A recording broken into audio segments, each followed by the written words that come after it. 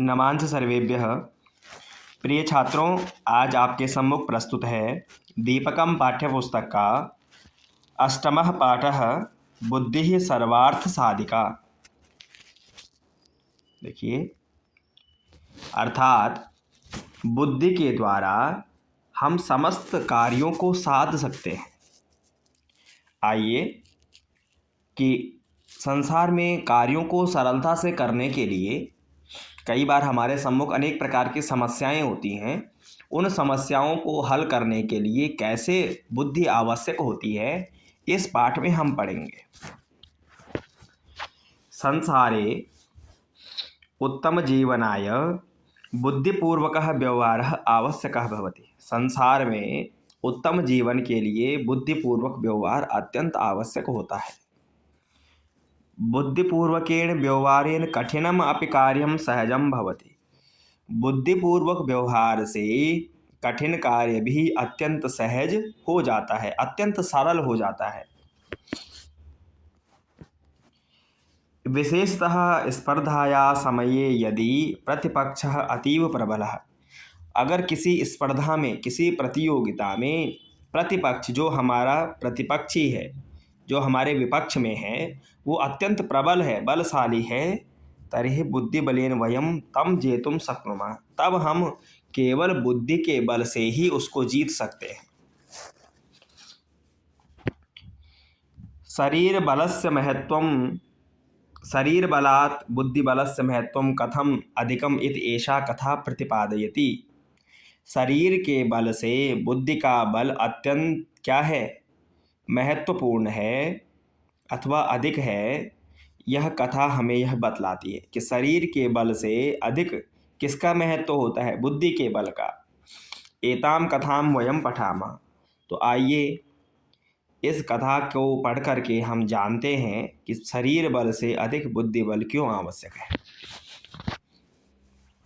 प्रारंभ करते हैं। एकस्मिन् वने एकः नित्यजलपूर्णः महान सरोवरः अस्ति। किसी एक वन में नित्य जलपूर्ण, जिसमें सदैव पानी भरा रहता है, एक महान सरोवर है, एक तालाब है। कदाचित एकम पिपासाकुलम गजयूथम वनांतरा तत्र आगच्छति। एक पिपासाकुल अर्थात जो प्यासा है, एक हाथियों का झुंड वन से वहाँ पर आता है। तस्मिन् सरोवरे ते गजाः स्वेच्छया जलम पीत्वा। उस सरोवर में, तालाब में वे हाथी अपनी इच्छा से जल पी करके, स्नात्वा स्नान करके, क्रीडित्वा च सूर्यास्त समये निर्गच्छन्ति, और दिन भर वहाँ पर खेल करके सूर्यास्त के समय वहाँ से जाते हैं।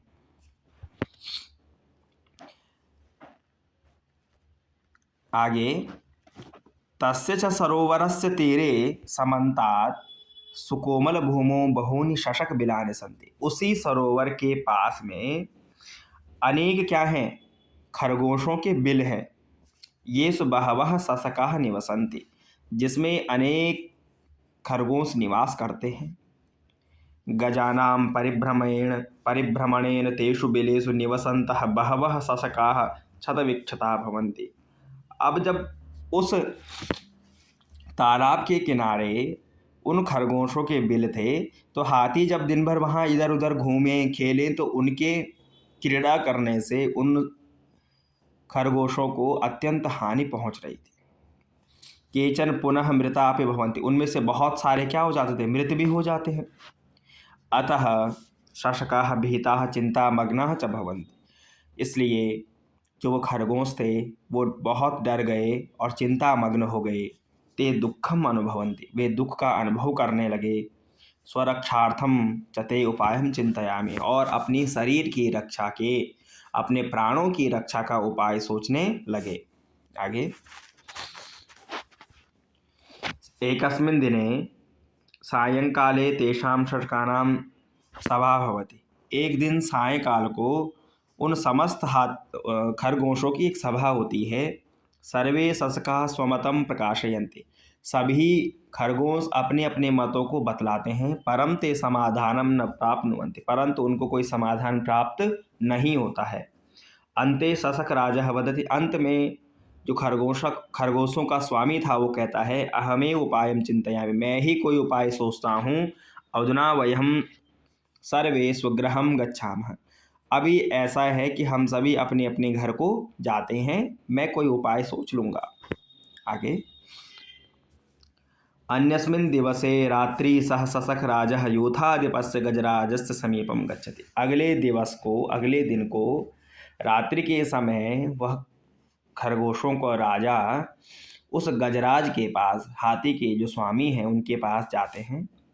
सह गजराजम कथयति, और गजराज से कहता है, हे गजराज, एसह सरोवरः चंद्रस्य वासस्थानम अस्ति। अब देखो कैसे बुद्धि का प्रयोग कर रहा है कि अरे गजराज, जो ये सरोवर है, यह तालाब है, ये बोला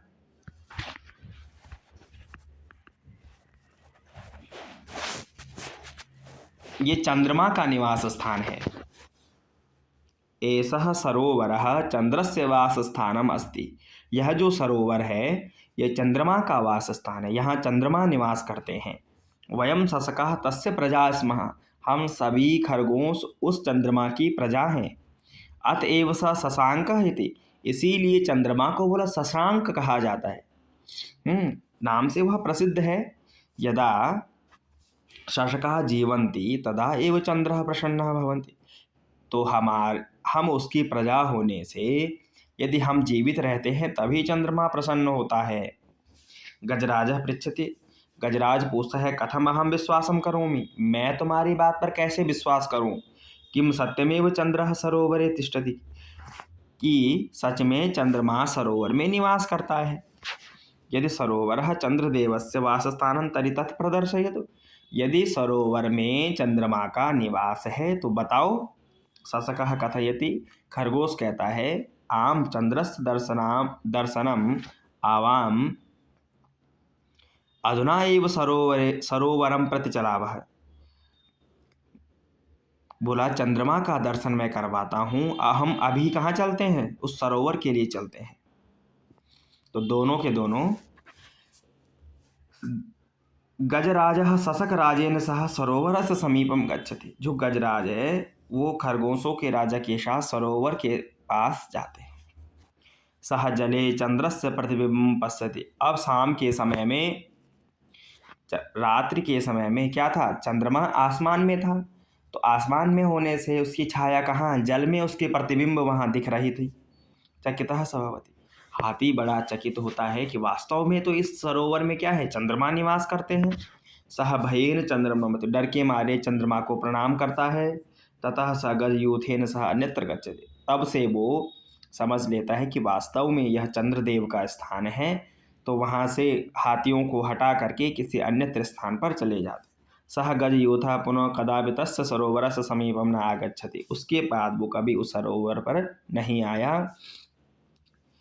शशका तत्र सुखेन तिष्ठन्ति सत्यमेव उक्तम, सभी खरगोश वहाँ पर सुख से निवास करते हैं, इसलिए सत्य ही कहा है। बुद्धि ही सर्वार्थ साधिका, देखिए पाठ का नाम आ गया कि बुद्धि के द्वारा हम समस्त कार्यों को साध सकते हैं। खरगोश ने अपने बुद्धि बल से क्या किया, उन विशालकाय हाथियों के झुंड को कहाँ कर दिया, सरोवर से दूर कर दिया। क्योंकि बल में, शारीरिक बल में खरगोश हाथी का सामना नहीं कर सकता है, तो यत्र शारीरिक बलम कार्यम न करोति, जहाँ शारीरिक बल भी कार्य नहीं कर रहा है, तत्र बुद्धि बलम कार्यम करोति, बुद्धि बलेन कार्याणि सिद्धानि भवन्ति, वहाँ पर क्या होता है, बुद्धि बल के द्वारा कार्य सिद्ध होते हैं।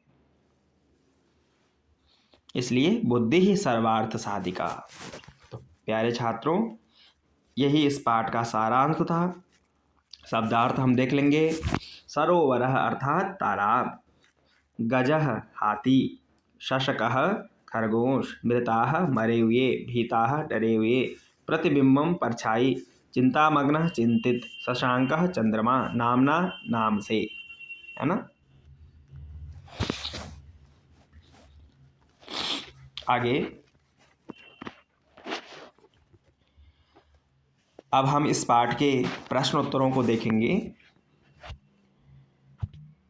प्रश्नोत्तरों की ओर चलते हैं प्रिय विद्यार्थियों। देखिए, पहला जो प्रश्न है,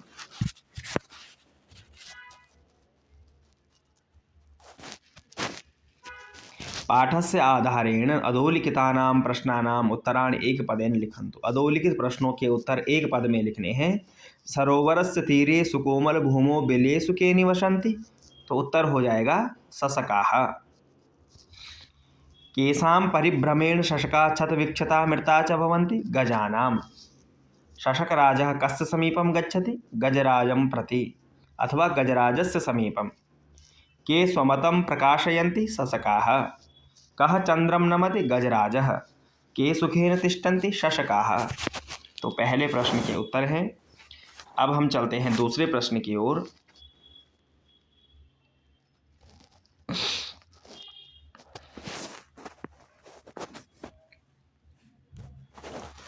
पूर्णवाक्येन उत्तराणि लिखन्तु। चंद्रः कदा प्रसन्नः भवति, यदा शशकाः सुखेन भवन्ति। सायंकाले केषां सभा भवति, सायंकाले शशकानां सभा भवति। शशकाः किमर्थम् उपायं चिन्तयन्ति, स्वरक्षणार्थम उपायं चिन्तयन्ति। वो अपने शरीर की रक्षा के लिए उपाय सोचते। चंद्रः केन नाम्ना प्रसिद्धः अस्ति, चंद्रः शशांक इति नाम्ना प्रसिद्धः अस्ति। आम चंद्रस्य दर्शनाय आवाम अधुना एव सरोवरं प्रति चलावः इति कः कथयति, इति शशकराजः वदति। खरगोशों को राजा कहता है कि चलो हम सरोवर के प्रति चलते हैं। आगे प्रश्न संख्या 3, पाठस्य आधारेण पट्टिकातः क्रियापदानि चित्वा वाक्यानि पूरयन्तु। यहाँ पर एक मंजूषा दी है, इनकी सहायता से क्रियापद हमने वाक्य में भरने हैं। किम चंद्रः सरोवरे तिष्ठति, सर्वे शशका उपायं चिन्तयन्ति, सोचते हैं। सायंकाले शशकानां सभा भवति, होती है। शाम को खरगोशों की सभा होती है। शशकाः सरोवरस्य तीरे निवसन्ति, निवास करते हैं। सह गजराजं कथयति, बोलता है न, सह वह गजराज से कहता है। प्रश्न 4 की ओर चलेंगे। उदाहरणानुसारं निम्नलिखितानां पदानां वचनं पुरुषं च लिखन्तु। उदाहरणों के अनुसार निम्नलिखित पदों के वचन भी लिखने और पुरुष भी लिखने हैं, है ना। जैसे चिंतयति, तो यह है प्रथम पुरुष और वचनम एक वचनम। तिष्ठन्ति प्रथम पुरुष का बहुवचन है। तिष्ठति तिष्ठतः तिष्ठन्ति। जीवन्ति प्रथम पुरुष का बहुवचन है। जीवत जीवतः जीवन्ति। नमति प्रथम पुरुष का एक वचन है। नमति नमतः नमन्ति। कथयति प्रथम पुरुष का एक वचन। कथयति कथयतः कथयन्ति। गच्छति प्रथम पुरुष का एक वचन। गच्छति गच्छतः गच्छन्ति। इसी प्रकार प्रिय छात्रों, प्रश्न संख्या 5 की ओर चलते हैं। उदाहरणानुसारम समुचितैः क्रियापदैः रिक्त स्थानानि पूरयत। आपने जो रिक्त स्थान है वो पूरा करना है। यहाँ है धातु, यहाँ है एक वचनम, द्विवचनम, बहुवचनम। अर्थात धातु को आपने तीनों वचनों में चलाना है। जैसे गम धातु के रूप है गच्छति गच्छतः गच्छन्ति। ऐसे कथ धातु के कथयति कथयतः कथयन्ति। स्था धातु को, स्था धातु बैठने के अर्थ में होती है, तो स्था को क्या तिष्ठ आदेश हो जाता है। तिष्ठति तिष्ठतः तिष्ठन्ति। क्रि करोमि कुर्वः कुर्मः, ये उत्तम पुरुष का रूप भी है, ठीक है। कोई प्रथम पुरुष के हैं, कोई मध्यम पुरुष के हैं, कोई उत्तम पुरुष के हैं, तो ये उत्तम पुरुष का रूप है। करोमि कुर्वः कुर्मः। प्रथम पुरुष का क्या बनेगा, करोति कुरुतः कुर्वन्ति। जीव धातु का जीवत जीवतः जीवन्ति। चल धातु का फिर उत्तम पुरुष चलामि चलावः चलामः। इस प्रकार से हमने प्रश्न 5 में धातु रूपों को देखा। प्रश्न 6 में आपके सम्मुख विद्यार्थियों चित्रस्य आधारेण पंचवाक्यानि लिखन्तु। चित्र है, चित्र को देखिए, 5 वाक्य बनाए। देखिए, सबसे पहला वाक्य बनाए, चित्रे वृक्षः अस्ति। चित्र में वृक्ष है। वृक्षे वानरः अस्ति। वृक्ष में बंदर बैठा हुआ है, ये बंदर है। वृक्षे फलानि सन्ति। वृक्ष में क्या है, फल हैं। बाला फलम खादन्ति। बच्चे जो हैं फल खा रहे हैं। वानरः बालकान् पश्यति। और बंदर किसको देख रहा है, बच्चों को देख रहा है। ये हमने 5 वाक्य इस पर बनाए। आप और अधिक वाक्य बना करके संस्कृत में वाक्यों का अभ्यास कर सकते हैं। आगे प्रश्न संख्या 7। अधोलिखितानां पर्यायपदानां मेलनं कृत्वा रिक्तस्थानानि पूरयन्तु। इसमें पर्यायवाची हैं, आपने इनको मिला करके एक वाक्य बनाना है, ये रिक्त स्थान भरना है। जैसे गजह का पर्यायवाची हो गया हस्ती। आगे पदम का चरणः, पदम पाँव, तो पैर के लिए और क्या कह सकते हैं, चरणः। चंद्रः शशांकः, चंद्रमा का पर्यायवाची है। सरोवरः जलाशयः, तालाब के पर्यायवाची है सरोवरः जलाशयः। प्रजा है ना, जो जनता होती है उसका पर्यायवाची है प्रजा, जनता। ठीक है। योग्यता विस्तार में यहाँ पर आपको सिखाया है कि आप किस प्रकार से क्रियापद को बनाएंगे। जैसे लट लकार में, लट लकार अर्थात वर्तमान काल, वर्तमान काल में क्रिया आप कैसे बनाएंगे, देखिए यहाँ पर बनाई हुई है और यहाँ पे इसका शॉर्ट रूप दे रखा, कैसे, पठति। अब पठति के लास्ट में क्या है, ती, पठतः इसके अंत में तः, पठन्ति अन्ति। ऐसे ही सारी क्रियाओं के अंत में ती तः अन्ति, तो गच्छति गच्छतः गच्छन्ति, पठति पठतः पठन्ति, लिखति लिखतः लिखन्ति। मध्यम पुरुष में सी थः थ, समझ रहे हैं ना, सी थः थ, तो पठसी पठतः पठथ ना, पठ तो धातु है उसमें पठसी, सी जोड़ा, फिर पठतः पठथ, फिर उत्तम पुरुष में मी वह मह, देखिए पठामी पठावह पठामह। ऐसे इनकी सहायता से छात्रों आपने क्या बनाने, और धातुओं के रूप बना सकते हैं। किसी भी धातु में जोड़िए, ती तह अंति, सी थह थ, मी वह मह, है ना। किसी भी धातु के अंत में इनको जोड़िए तो आपका लट लकार वर्तमान काल की क्रिया बन जाएगी परस्मै पद में। जैसे गच्छति गच्छतः गच्छन्ति, गच्छसि गच्छतः गच्छतः, गच्छामि गच्छावः गच्छामः, लिखति लिखतः लिखन्ति, लिखसि लिखतः लिखतः, लिखामि लिखावः लिखामः। ऐसे ही पिबति पिबतः पिबन्ति, पिबसि पिबतः पिबतः, पिबामि पिबावः पिबामः, तिष्ठति तिष्ठतः तिष्ठन्ति, तिष्ठसि तिष्ठतः तिष्ठथ, तिष्ठामि तिष्ठावः तिष्ठामः। ऐसे ही छात्रों अन्य क्रियाओं का आप अभ्यास कीजिए। तो आज हमने पाठ देखा बुद्धि ही सर्वार्थ साधिका, उसके प्रश्नोत्तर भी किए। कल की श्रृंखला में हम अगला पाठ कक्षा 6 के लिए देखेंगे।